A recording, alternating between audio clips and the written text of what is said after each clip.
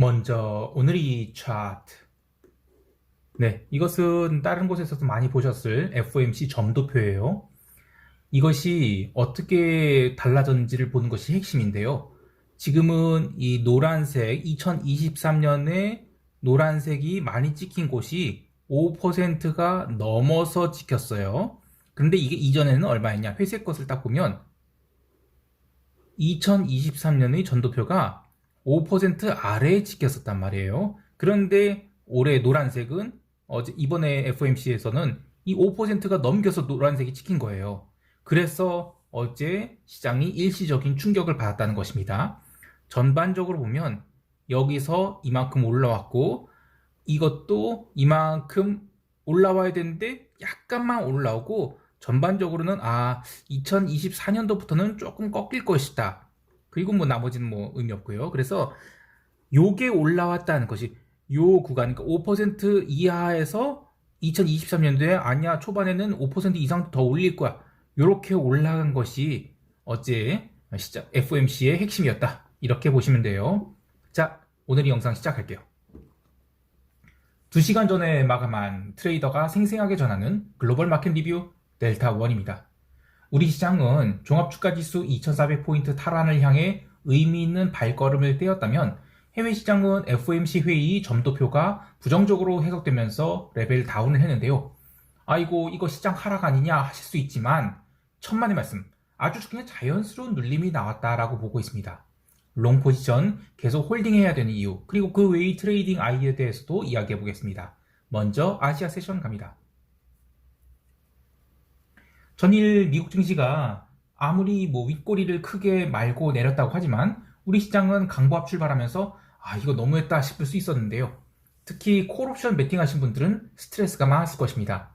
뭐 양매수 베팅하신 분들이야 방향성을 보고 매매한 것이 아니니까 뭐 그렇다 치지만 시가가 너무 약하게 나오니까 실망하셨을 분들이 많은데요. 그러나 롱포를 잡고 있는 입장에서는 전혀 걱정할 일이 아니었습니다. 왜냐하면 시장이 첫 번째 이벤트인 CPI를 긍정적으로 받아들였다는 것이 핵심이기 때문입니다. 얼마나 오를 것인가 이건 또 별개의 일이지만 임팩트 있게 갭으로 넘어가지 않다 하더라도 천천히 오르는 것만으로도 상승은 상승이기 때문이죠. 따라서 이런 날에 콜옵션 시세가 나지 않았다고 해서 조급해할 일은 아닙니다. 물론 외가격 콜옵션을 매수하고 있다면 변동성 매도에 눌릴 가능성이 크기 때문에 잘라내는 게 맞겠지만 등가격이나 내가격 같은 경우에는 걱정할 일이 아닙니다. 그리고 가장 긍정적인 흐름으로는 외국인들이 현선물 매수를 시작했고 오전 10시 30분까지 무려 5,200원이 선물을 매수를 했죠. 어제 시황에서 얘기했듯이 외국인들은 하방으로 5천억 가까운 선물 매도를 쌓았는데 이것은 개장 후 닥치고 손절해야 되는 입장이었어요. 그래서 자연스럽게 손절이 나오면서 311.85포인트의 고점을 기록하게 되었습니다. 이어서 현물도 꾸준히 매수가 들어와서 오후 1시 이후에는 매수세의 가속도가 붙어서 2천억 넘는 현물 매수가 들어왔는데요. 최근 들어서 1일 현물 매매 방향성이 2천억 단위가 넘어갔던 적이 참 오랜만이다. 그래서 이게 다 방향성이 위쪽으로 정했었을 가능성, 이런 게 긍정적이죠. 물론 외국인들이 장 후반 들어서 선물 매수분을 싹 다 치웠다고 하지만 선물은 보통 당일 방향성에 좀 국한된 경우가 많아요. 그래서 현물 매수가 어쨌든 저렇게 들어오게 되는 것이 더 긍정적인 것입니다. 간만에 삼성전자도 840억 가까이 매수를 했고 그동안에 맨 눌러대던 현대차도 220억이나 매수한 등 시장이 다시 긍정적 방향으로 돌아가고 있다고 보는데요. 물론 저는 이번 주 미국 옵션 만기까지는 폭등보다는 오르면 내리고 내리면 다시 오르는 이런 점진적 상승을 바라보고 있어요. 그래서 지금은 콜옵션 매수를 강하게 기르는 시기 매매보다는 콜옵션 매수를 해서 이익이 나면 1대 1.5나 1대 2 정도의 델타를 소폭 플러스로 하지만 숏배가를 잡는 형태로 대응할 계획입니다. 선물시장을 간단히 보면 오전에는 외국인이 숏 손절로 베이시스가 꽤나 개선됐지만 이후 다시 선물 매도를 늘리면서 장 후반에는 베이시스가 크게 눌렸어요. 그러니까 정확히 말하자면 선물은 못 오르고 현물은 종가 고가까지 당기면서 현물 강세로 인한 베이시스 악화라고 보고 있어요. 어차피 지금 변동성이 빠지고 있는 구간이라 이게 좀 조정이 나온다 하더라도 전혀 문제가 없는 선으로 보고 있습니다. 어차피 그리고 옵션 시장에서도 콜옵션은 325 이상은 제대로 오르지 못했지만 콜옵션이 올랐다기보다는 그냥 풋옵션을 대차게 매도했다라고 보면 되는데요. 변동성이 1일 하락분을 계산하면 간만에 아주 강한 변동성 매도가 나오면서 옵션을 눌러놨다라고 할 수 있겠어요. 그래도 시장 참여자들은 아직은 보수적이라고 생각되는 부분은 오늘 풋옵션 미결이 크게 증가했다고는 하지만 죄다 외가격 중심으로 미결이 증가했어요. 그리고 콜옵션은 애당초 스마일이 강하지 않았기 때문에 그냥 스마일만 죽여놓는 정도로 마감이 됐죠. 이렇게 작은 상승이 진행되는, 그래서 매수해서 오버나잇을 길게 하지 않고는 제대로 먹기는 좀 어려운 그런 장이 좀 이어질 것으로 보고 있어요. 이제 유럽 세션으로 넘어갑니다.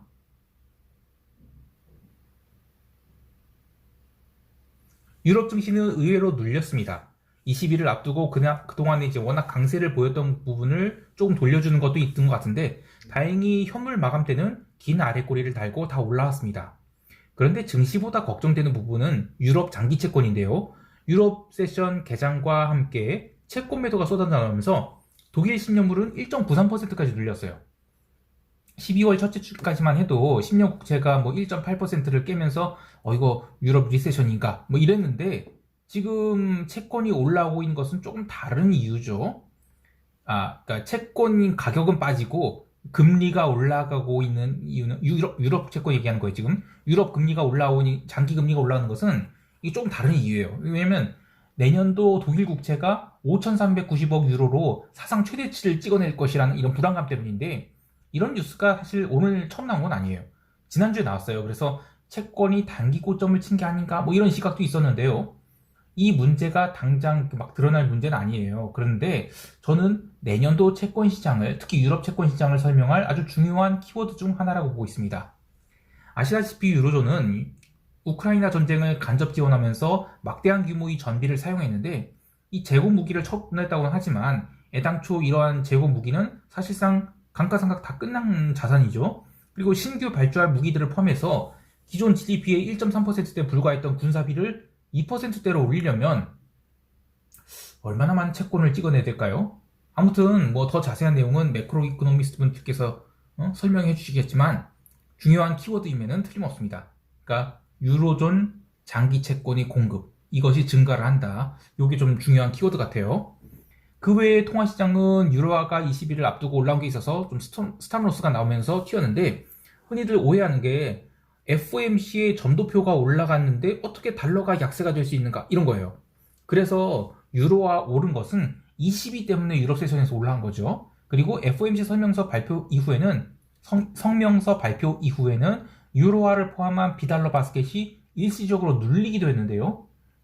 파월 기자회견 이후에는 끝까지도 올라서 마감했죠. 그러니까 주가는 그래도 눌렸지만 통화시장에서는 비달러 바스켓이 끝까지 그래도 올랐어요.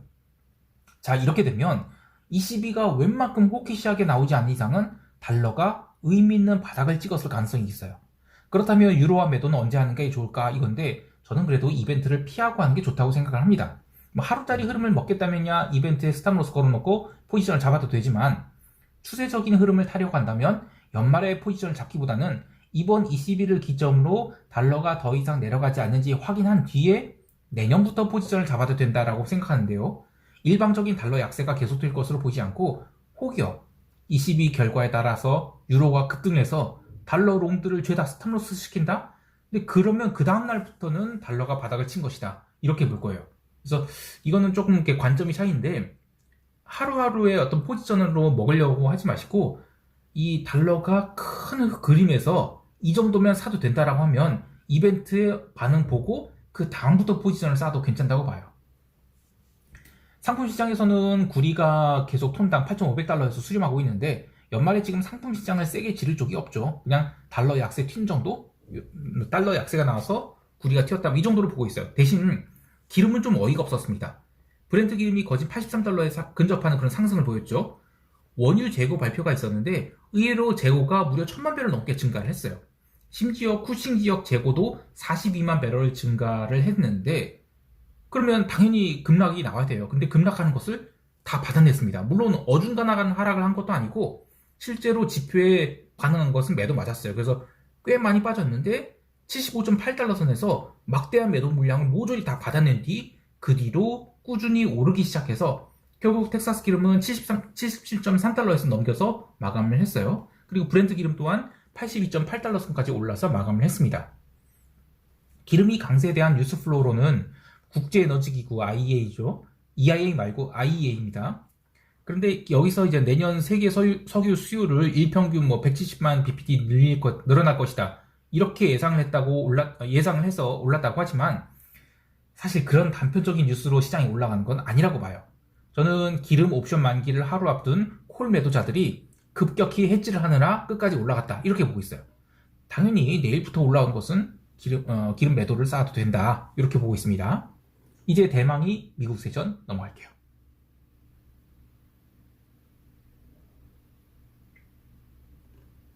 미국 지수 선물은 아시아 세션에서 강세를 보였다가 유럽 세션 개장과 함께 조금 눌렸는데 정작 본장 개장하자마자 나스닥 선물은 물론이고 다우지수 선물도 강력한 매수세가 들어오면서 유럽 마감 때까지 사실상 스트레이트 상승했어요. 나스닥 선물은 거의 1%가 넘는 그런 1% 가까이 초강세를 보였는데 유럽 마감 이후에는 조금씩 매도 물량이 쌓이긴 했지만 나스닥 중심으로만 매도가 나왔고 다우지수 선물은 여전히 강세를 보였죠. 게다가 새벽 3시 30분부터는 더 이상 눌리지 않으면서 강한 상승이 나왔고 FOMC 성명서 발표 직전에는 나스닥 선물이 12월물 기준 11,948포인트까지 상승한 등 초강세를 보였어요. 하지만 성명서 발표와 함께 지수가 급락하게 됩니다. 성명서에서 시장을 끌어내리게 만든 것은 점도표인데 아까 제가 이 차트 보여드렸죠. 원래 점도표 전망이 5% 이하에 있었어요. 9월달까지만 해도. 이걸 옛날 직전 거를 보면 되는데 내년도 2023년도의 전망이 5% 아래에 있었죠. 자, 그런데 요게 이번 FOMC를 넘어가면서 5% 이상을 올라가 버렸어요. 자, 그러면서 이젠 시장에선 단기적으로 매도가 나와요. 근데 저는 시장을 부정적으로 볼 필요가 없다. 이렇게 생각한 결정적인 이유가 있어요. 성명서 발표 전에 이미 거의 나스닥 선물이 1% 가깝게 올라와 있었죠. 그래서 그것에 대해서 차익 실현이 나온 것이지 여기서 지수를 하락 출발시키겠다 이런 매도가 나온 것은 아니라고 봐요. 왜냐면 나스닥 선물이 하락한 게 정확히 전일 저점권까지만 밀렸어요. 그러니까 CPI 발표 이전의 수준까지는 내려간다 하더라도 그보다 더 내려가지는 않겠다 이런 의지를 보였기 때문이죠. 하지만 중요한 것은 기자회견이었어요. 그래서 저는 기자회견 시작할 때까지 기다렸다가 매수를 하기로 되겠는데 조금 아쉬운 것은 기자회견 시작하자마자 CTA들이 5분봉을 하나 더 밀어버렸죠. 그래서 조금 비싸게 나스닥 선물 매수하게 됐는데 그렇게 새벽 4시 35분에 저점 12월물 기준 11,613포인트를 찍습니다. 근데 그때 지수 하락폭이 전일 종가 대비 마이너스 1.84%나 됐어요. 그러면 변동성이 꽤 떠야 되잖아요. 거의 오르지 못했습니다. 이렇게 되면 더 사야 되는 거지 손절매를 할 일이 아니에요. 아쉽게도 좀 추가 매수는 하지 못했는데 다행히 이후 지수가 변동성 매도를 동반해서 점진적 상승하면서 기자회견 끝날 무렵에는 강력한 숏 커버가 나오게 됐죠. 근데 다시 밀렸어요. 그래서 결국에 지수는 딱 조정받을 수준까지만 하락하는 아주 긍정적인 모습으로 마감을 했습니다. 어제 점도표가 어떻고 기자회견이 어떻고 이런 것들은 이코노미스트 분들이 더 잘 해설해 주실 테니까 생략하기로 하고 트레이더의 관점에서 전일 시장을 평가해보면 내일 모레 미국 쿼드러플 만기가 있죠. 정말 어마어마한 투기꾼들이 지금 옵션 매수에 달라붙어 있는 것 같아요. 이게 풋옵션에만 있는 게 아니라 콜옵션에도 마찬가지인 것 같아요. 그래서 밀리면 콜 사고 또 올라오면 풋 사고 이런 식으로 도박을 해야 되는 것 같은데 특히 이런 이벤트를 앞두고 또 양 옵션 매수에 들러붙었는데 사실상 어제로서 옵션 매수자들은 모두 나가리가 되었다라고 보고 있어요. 기자회견 직전에 한 번 더 누르는 것은 오버액션 같았는데 그걸 또 누른 것도 스탑로스 때문이었던 것 같고요. 그래서 아무튼 이후 급격한 커버링 난 것도 또 스탑로스 때문인 것 같아요. 지금 미국도 참 투기판이 되는 것 같아서 좀 아쉽습니다. 하지만 명백한 것은 변동성이 계속 쪼그라들고 있고 그리고 유럽 변동성은 이미 19포인트대 내려와 있죠. 그래서 이제 미국은 이벤트도 없어요. 여기서 변동성을 살리면서 지수를 막 밀어내는 것 이런 건 좀 부담스럽다 이렇게 보고 있습니다. 개별 종목을 보면 테슬라가 어제도 마이너스 2.58% 하락을 하면서 계속 신저가를 갱신하고 있는데 드디어 잠깐 끊겼네요. 테슬라가 수급에 의해서 내려가고 있다 이런 루머가 돌기 시작하고 있어요. 머스크가 이제 트위터 인수 관련해서 조달한 자금이 여기에 금리가 너무 이제 부담이 느끼니까 주식을 팔아갖고 인수 대금을 상환하고자 한다. 일부를 뭐 그래서 이제 주식 매도가 많이 나오고 있다 이런 건데, 이런 뉴스가 돌 때쯤이면 이제 테슬라도 단기 바닥을 친 게 아닌가 싶어요. 물론 바닥을 친 것과 올라가는 건 또 별개 일이죠. 여하튼 수급 때문에 밀리는 것은 뭐 어쩔 수 없는 것이죠. 하나 더 아쉬운 거는 AMD랑 엔비디아가 의미 있는 음봉을 맞으면서 엊그제까지 강하게 달렸던 이 SOX가 드디어 단기 고점을 찍는 게 아닌가, 이런 아쉬움이 있어요. 하지만 모두 연말을 맞이해서 포지션 정리를 한 것뿐이지 저는 하락이 시작되었다 이렇게 보진 않아요. 마지막으로 파페치가 6.6% 급등을 했는데 뭐 이 정도 오른 건 오른 것도 아니죠. 기다렸다가 또 밀리면 추가 매수를 할 계획입니다. 마지막으로 변동성을 보면 성명서 발표 때도 얼마 오르지 않았어요. 그리고 기자회견 직후 한 차례 언더슈팅을 줄 때도 변동성은 전일 장중 반등한 수준에 미치지도 못했죠. 또 이후 시장이 강하게 반등을 했다가 또 어쨌든 마이너스권 다시 눌렸는데 변동성은 종가 저가로 처박혔어요. 자, 그런데 재미있는 거는 다음 주 만기를 맞이하는 변동성 12월물 선물은 지금 20.450포인트거든요. 근데 변동성 지수는 21.14포인트를 마감했어요. 그러면 변동성 선물 백오데이션이 이어지고 있는데 이거에 대체 무슨 일인고 하실 수 있어요. 이것은 변동성 지수의 구성 요소 때문인데요. 변동성 지수는 12월물과 1월물 옵션으로 구성되어 있지만 변동성 12월물 선물 만기가 얼마 남지 않았죠. 그래서 변동성 지수 내에 있는 근월물 옵션은 이제 반영을 거의 안 하고 있어요. 대부분 1월물 옵션으로 반영을 하고 있죠. 그런데 이제 1월물 옵션은 잔존일이 많이 남아있어서 옵션 프리미엄이 아직 고평가되어 있어요. 그에 따라 변동성 1월물 선물은 종가 저가로 처박혔다 해도 23포인트 이상인데 12월물 만기가 되는 다음 주 수요일까지는 이제 미국에 이벤트가 없죠. 그러니까 시장이 아무리 난리부르스를 춘다 해도 여기서 또 변동성을 폭발시킬 가능성은 낮다 이렇게 보고 12월물 변동성 선물은 계속 백오데이션 상태를 유지하고 있는 것입니다. 달리 말하면 다음 주 수요일까지는 시장을 특별히 걱정할 게 없다 이런 것입니다. 이제 시장 총평하면서 대응 전략 이야기할게요.